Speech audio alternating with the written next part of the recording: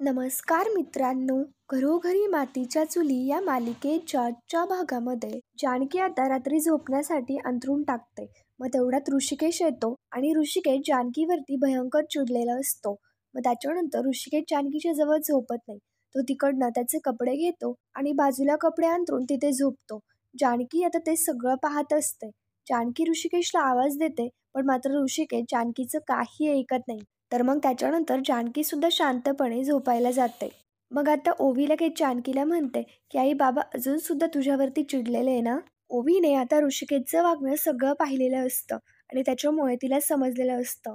तर मग जानकी म्हणते नाही ग, असं काही नाहीये, पण तुला का असं वाटतंय. मग याच्यावरती ओवीचं उत्तर असतं की आई मी एवढी सुद्धा लहान नाहीये, मला आता सगळं कळतं. आता बाबा तुझ्यावरती रागवलेच आहे. इकडे ऋषिकेश मात्र झोपी गेलेला असतो आणि जानकी ओवी एकमेकींशी बोलत असतात. ओवी आता जानकीला म्हणते आई हे भांडण तुला सॉल्व्ह करावं लागेल. तर मग जानकी म्हणते की हो सॉल्व्ह तर करावंच लागेल, पण कसं करू काही कळत नाहीये. यावेळेस तुझे बाबा जरा जास्तच दुखावलेत. तर मग ओवी म्हणत असते अगं तू करशील ग, उद्या सकाळी उठ आणि बाबांना समजाव, ते ऐकतात तुझं. पण हे भांडण सॉल्व्ह करा, कारण उद्या तुमच्या स्पर्धेची फेरी आहे ना. जर तुम्ही एकमेकांशी भांडलात तर कसं होणार.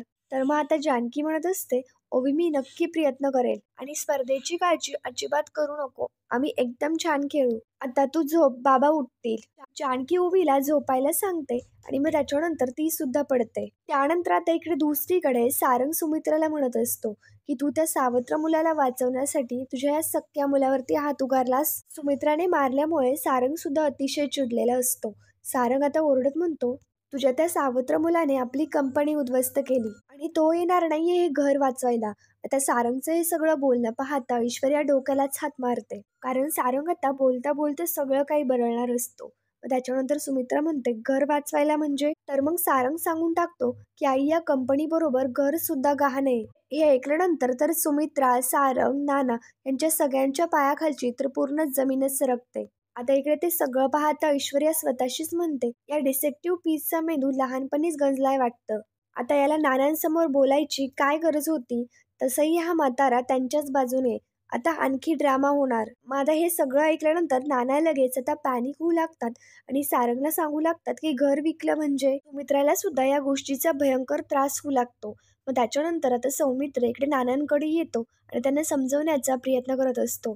अवंतिका आणि आजी दोघी आता सुमित्राला सांभाळतात. सौमित्र म्हणत असतो नाना प्लीज शांत व्हा, प्लीज त्रास करू नका घेऊ. सौमित्र सुमित्राकडे येतो आणि तिला समजावून सांगत तिला शांत करत म्हणत असतो हे बघा आई, कोणी किती काही गाण ठेवलं तरी सुद्धा मी आणि अवंतिका आहोत ना. आम्ही दोघं या घराला काही येऊ देणार नाही. सारंग आता याच्यावरती लगेच म्हणतो की ओ वकील साहेब, तुमच्या मदतीची काही गरज नाहीये.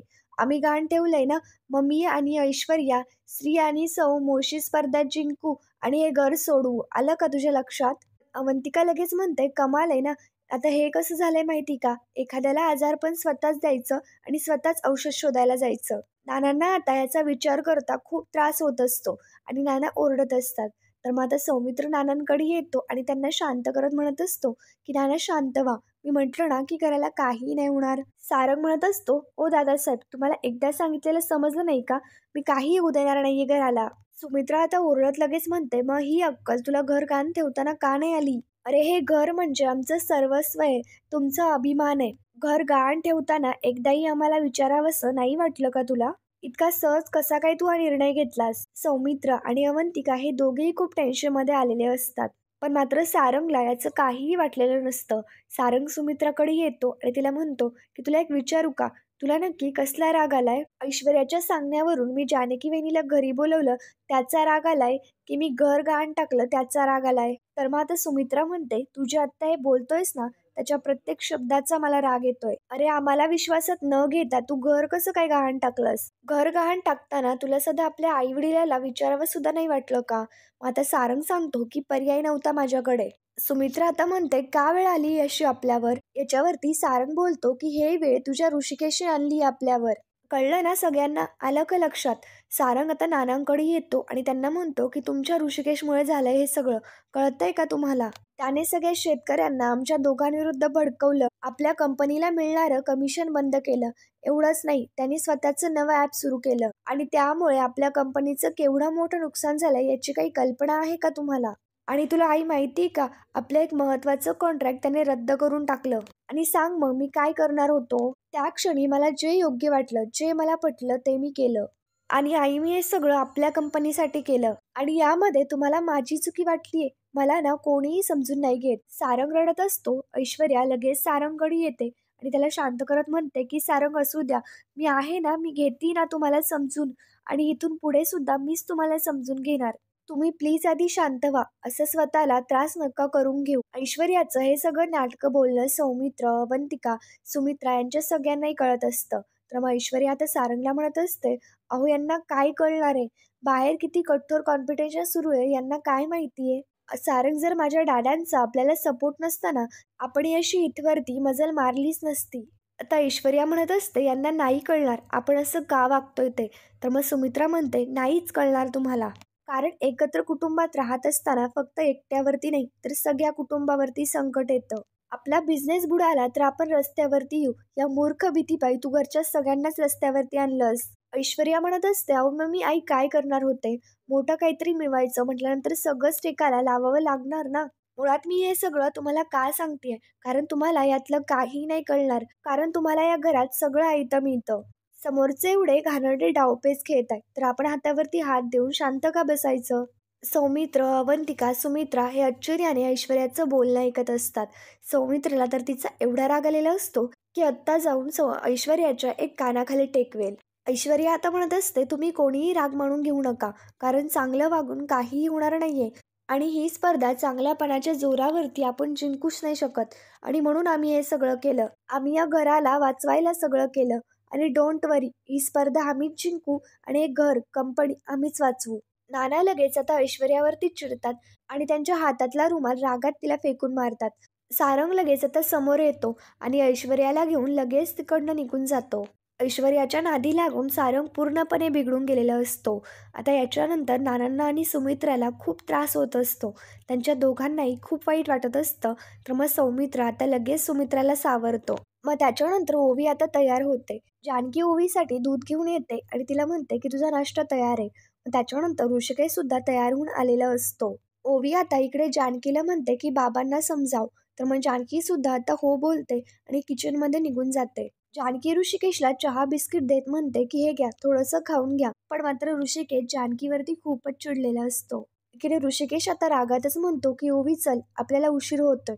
ऋषिकेश जाऊ लागतो तर जानकी त्याला थांबवते आणि त्याला म्हणते की खाण्यावरती का राग काढताय, प्लीज थोडंसं खाऊन घ्या. तर मग ओवी सुद्धा येते आणि ती ऋषिकेशला म्हणत असते की बाबा थोडंसं खा, आता तुम्हाला स्पर्धा खेळण्यासाठी एनर्जी नकोय का. जानकी म्हणत असते, लेकीचं तरी ऐका. ऋषिकेश लगेच चहाचा कप आता आपल्या हातामध्ये घेतो आणि चहा बिस्किट खात असतो.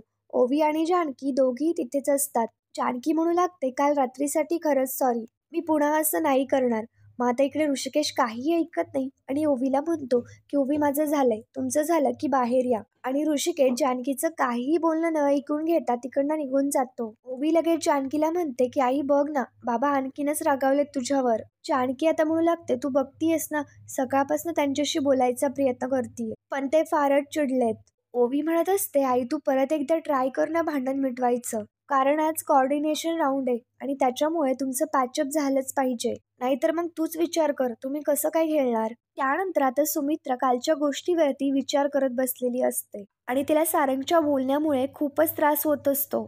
अवंतिका आणि सौमित्रा दोघेही तयार होऊन येतात. ते आता सुमित्राकडे येतात आणि तिला विचारतात की आई तू ठीक आहेस ना. तेवढ्यात लगेच ऐश्वर्या आणि सारंग दोघेही येतात. म्हणजे ते दोघी आता अवंतिका आणि सौमित्र यांच्या दोघांचं बोलणं ऐकत असतात. सौमित्र आता सुमित्राला म्हणतो की आम्ही स्पर्धेसाठी जातोय, आई आम्हाला आशीर्वाद दे.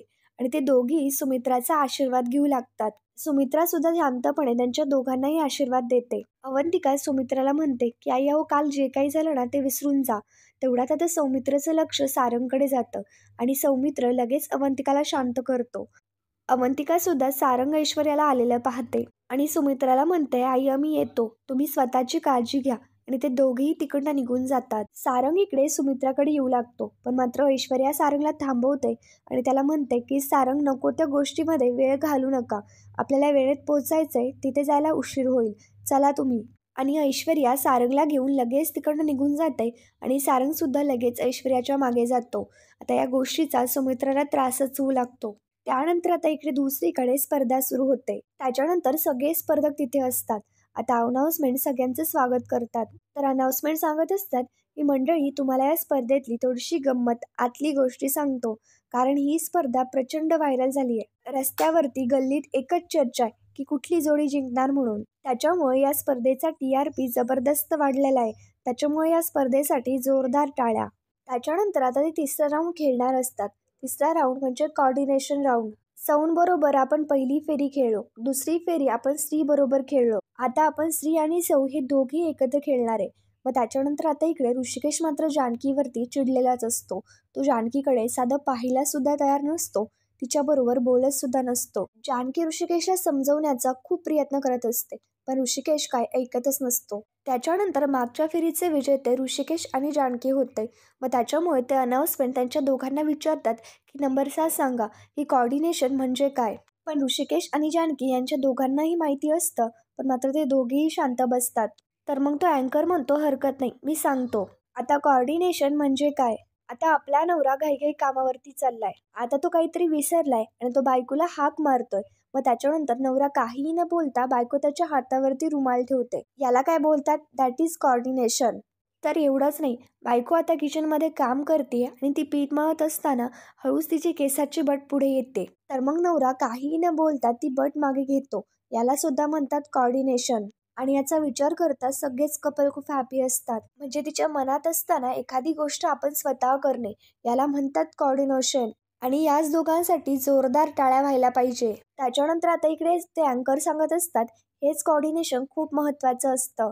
आणि ऋषिकेश जानकी नंबर 6ची जोडी 7 फेऱ्यांच्या वेळी 6वी फेरी हेच सांगते की नवरा बायकोमध्ये कॉर्डिनेशन खूप महत्त्वाचं आहे. आता मी फापड पसारा जास्त मांडत नाही, आपण आपल्या आपल्या फेरीला सुरुवात करूयात. आता आपली आत्ताची फेरी आहे पाणी भरणं. ओवी आणि अवंतिका दोघीही स्पर्धा पाहण्यासाठी आलेले असतात आणि त्या दोघीही खूप जल्लोषात असतात. त्याच्यानंतर आता स्पर्धेची तयारी झाल्यानंतर जानकी ऋषिकेशला म्हणत असते, ऋषिकेश अहो ऐका ना. पण मात्र ऋषिकेश जानकीच्या बोलण्याकडे काही लक्षच देत नसतो आणि ते सगळं सारंग आणि ऐश्वर्या दोघेही पाहत असतात. जानकी म्हणत असते, अहो ऋषिकेश असं काय करताय, बोला ना माझ्याशी. ऐकलं का तुम्ही, पाणी भरण्याची स्पर्धा आहे आणि आपल्याला एकत्र मिळून खेळावं लागणार आहे. ऋषिकेश अहो प्लीज माझं ऐका. पण मात्र ऋषिकेश जानकीचं काहीही बोलणं ऐकायला तयार नसतो आणि तिचा तिटकारा करत असतो. ते पाहता ऐश्वर्या सारंग यांच्या दोघांना खूप आनंद होत असतो, पण मात्र सौमित्र आणि अवंतिका यांच्या दोघांना खूप वाईट वाटत असतं.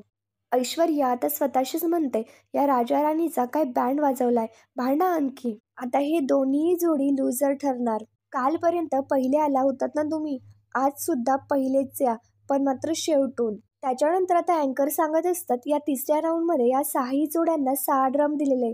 आता याच्यानंतर 2-2 बादल्या दिलेले आहे आणि काही अंतरावरती ते 6 ड्रम रिकामे आहेत. आता तुमच्या कॉर्डिनेशनने तुम्हाला इकडचं पाणी काढायचं आहे आणि तिकडे ड्रम भरायचा आहे. आता हे सगळं करत असताना तुम्हाला फक्त 10 मिनिटं वेळ आहे. जास्तीत जास्त जी जोडी ड्रममध्ये पाणी ओतेल ते सुद्धा त्यांच्या कॉर्डिनेशनने त्यांचा निकाल आता जजेस देणार आहेत. त्यानंतर आपल्याला कळणार आहे की या फेरीची विजेती जोडी कोण येते.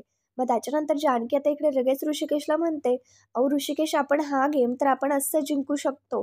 आपल्यातलं कॉर्डिनेशन किती भारी आहे, आपण यांना दाखवून देऊयात. प्लीज ऋषिकेश, तुम्ही मनातला राग काढून टाका ना. आपण गेमवरती फोकस करूयात ना. आपण काहीही करून हा गेम जिंकू शकतो. त्यासाठी आपल्याला काहीतरी स्ट्रॅटेजी प्लॅन करावं लागेल. मग आता ऋषिकेश लगेच जानकीवरती ओरडत म्हणतो, कसला प्लॅन, मला काहीही प्लॅन बिन करायचा नाहीये. जे काही गुण मिळवले होते ना ते फक्त तुझ्यामुळे गमावलेत मी, आणि आता प्लॅन करून काहीही होणार नाहीये. जानकी म्हणत असते, असं कसं, सगळं चांगलंच होणार आहे. सौमित्र अवंतिका सुद्धा जानकी ऋषिकेशचं बोलणं ऐकत असतात आणि त्याच्यानंतर आता सारंग आणि ऐश्वर्या ते दोघी जानकी ऋषिकेशची गंमत पाहत असतात. त्यांना दोघांना ते पाहता खूपच हसायला येत असतं. जानकी म्हणते, प्लीज ऋषिकेश माझ्यावरती विश्वास ठेवा.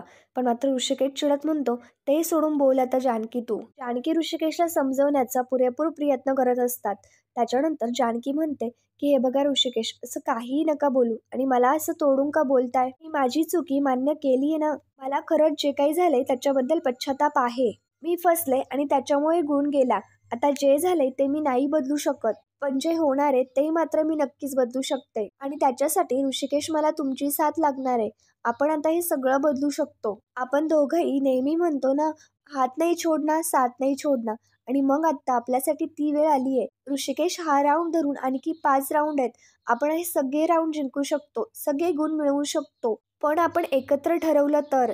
ऋषिकेश, प्लीज तुम्ही मनातला राग काढून टाका आणि माझ्याशी बोला. आणि ऋषिकेश, कुठल्या नवरा बायकोंमध्ये भांडणं नाही होत, सगळ्यांमध्येच तर होतात ना. मी तर म्हणते की जे भांडत नाही ना ते नवरा बायकोच नाही. आजवरती आपण किती गोष्टी एकत्र मिळून केल्यात, हे सुद्धा आपल्याला एकत्र करायचंय ऋषिकेश. ऋषिकेश, आपल्याला काहीही झालं तरी जिंकायचंय. आपल्यामध्ये भांडणं काय होतच राहतात, पण मात्र प्रेम कायम असलं पाहिजे. त्याच्यानंतर आता जजेसमध्ये काही चर्चा सुरू असते. आता ते स्पर्धेबाबत काही चर्चा करतात आणि मग त्याच्यानंतर तो अँकर सांगू लागतो, प्लीज अटेन्शन द्या. अँकर आता इकडे सांगू लागतो की मागच्या फेरीची जी विजेती जोडी होती, जानकी आणि ऋषिकेश यांनी स्पर्धेचा नियम मोडलेला आहे. म्हणजे ही स्पर्धा सारंग आणि ऐश्वर्या यांनी हरावी यांच्यासाठी त्यांना लाच देण्याचा प्रयत्न केलाय. याच्यामुळे त्यांचा 1 पॉइंट कापण्यात आलाय आणि ती लाच स्वीकारता ती फिरकावून इकडे जजेस समोर आणल्याबद्दल सारंग आणि ऐश्वर्या यांच्या दोघांनाही त्यांच्या दोघांचा 1 पॉइंट मिळालेला आहे. ऋषिकेश, जानकी दोघेही शांत असतात. सौमित्रा आणि अवंतिका यांच्या दोघांनाही हे मान्य नसतं. लगेच आता लोकांमध्ये चर्चा सुरू होते. अँकर आता सांगू लागतात, हे आता उघड उघड बोलण्यात आलं कारण ही स्पर्धा आहे. कृपया ह्याच्यामध्ये कुठलीही चिटिंग करू नका, फेअर खेळा, नाहीतर स्पर्धेतून बाद करता येईल.